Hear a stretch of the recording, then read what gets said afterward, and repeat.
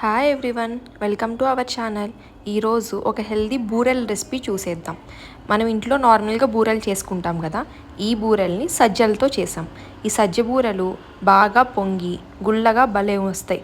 మీరు కూడా ఈ సజ్జ బూరెల రెసిపీ చూసే ముందు ఛానల్ సబ్స్క్రైబ్ చేసుకోవడం మర్చిపోకండి.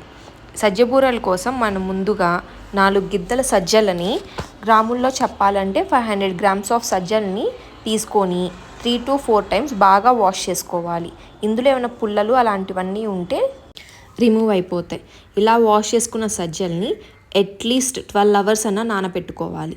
మీరు అట్లీస్ట్ ఈవినింగ్ నానపెట్టుకుంటే నెక్స్ట్ డే మార్నింగ్కి సరిపోతుంది. అంటే అరౌండ్ 7కి అలా నానపెట్టుకుంటే నెక్స్ట్ డే మార్నింగ్ 7కి మీరు వడగట్టేసుకోవచ్చు.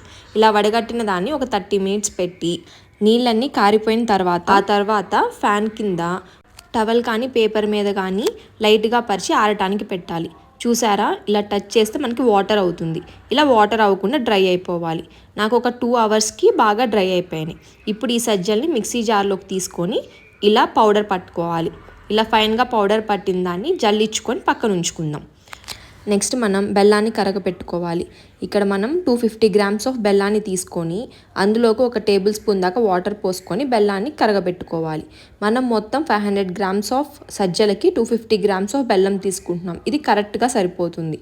ఇప్పుడు జల్లించుకున్న పిండిలోకి ఒక 1/2 టీ స్పూన్ దాకా యాలకుల పొడి వేసుకొని అందులోకి మనం కరగబెట్టుకున్న బెల్లాన్ని కొద్దిగా వడగట్టుకుంటూ తీసుకోవాలి. ఒకేసారి పోసుకోకండి, కొంచెంగా పోసుకుంటూ పిండి కలుపుకోవటం స్టార్ట్ చేయండి. అలా కొంచెం పోయటం వల్ల మనకి పిండి అనేది పలచబడకుండా ఉంటుంది. నాకు కరగబెట్టుకున్న బెల్లం మొత్తం సరిపోయింది. ఈ పిండికి అట్లీస్ట్ 15 మినిట్స్ అయినా రెస్ట్ ఇవ్వాలి. ఇప్పుడు బాగా కాగిన నూనెలోకి అరిసెల్లాగా ప్రిపేర్ చేసిన సజ్జ బూరెల్ని వేసుకొని బాగా ఫ్రై చేసుకోవాలి. సజ్జ బూరెలు చాలా ఫాస్ట్గా వేగిపోతాయి కాబట్టి చాలా క్విక్గా ఉండాలి, లేకపోతే మాడిపోతాయి. నా దగ్గర బూరెలు చేసే క్లిప్ మిస్ అయ్యింది. మనం నార్మల్ బూరెలు చేస్తాం కదండి, ఆ మందంలో చేసుకుంటే సరిపోతుంది. సజ్జ బూరెలు చేసేటప్పుడు కొన్ని టిప్స్ ఉంటాయి.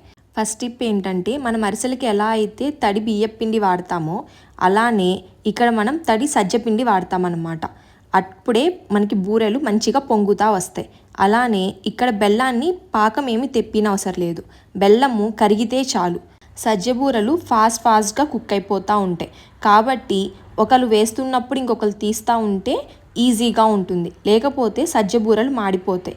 ఒకళ్ళే చేసుకునేటప్పుడు అయితే ఒక బూరె తీసిన తర్వాత ఫ్లేమ్ని లో ఫ్లేమ్లోకి పెట్టుకొని ఇంకొక బూరె వేసి మళ్ళీ దాన్ని తీసుకొని ఒకదాని తర్వాత ఒకటి చేసుకోండి.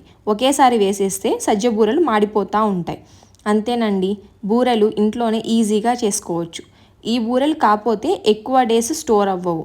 వితిన్ 7 డేస్లో కంప్లీట్ చేసేసుకుంటే బెటర్.